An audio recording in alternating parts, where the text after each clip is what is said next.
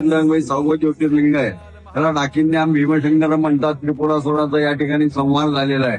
शंकराने या त्रिपुरासुराला या ठिकाणी वरदान दिलं होतं, त्याला त्रिपुर मारणार नाही म्हणून असुर रूपाने तिथं त्रास येऊ लागला. म्हणून शंकराने पुन्हा अर्धनारी स्वरूप घेऊन कार्तिक शुद्ध पौर्णिमेची त्रिपुरासुराचा या ठिकाणी संहार केलेला आहे. शंकराने मोठं रूप घेतलं म्हणून याला भीमशंकर म्हणतात. मारल्यानं अंगातून घाम आला, त्या घाम नदीला आशीर्वाद दिला की भीमा नदी यातून सुरुवात होती. भीमरूपात त्रिपुरासुराला मारलं म्हणून याला भीमशंकर असं म्हणतात. आणि भीमाने तो उगमस्थान आहे. म्हणून डाकिनी हे त्रिपुरासुराची पत्नी होती. म्हणून शंकरांनी त्रिपुरासुराच्या पत्नीला आशीर्वाद दिला. तुझ्या पतीला मी वरदान दिलं होतं पण पुढं करू शकलो नाही, परंतु तुमच्या नावाने क्षेत्र प्रसिद्ध येईल.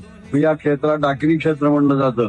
डाकिनी क्षेत्र, भीमा नदी आणि शंकर नाव असं डाकिन्याम भीमशंकरम असं म्हटलेलं आहे. काल शंभो जीवन हो या मृत्यु दोनों ही तुम हो, जन्मो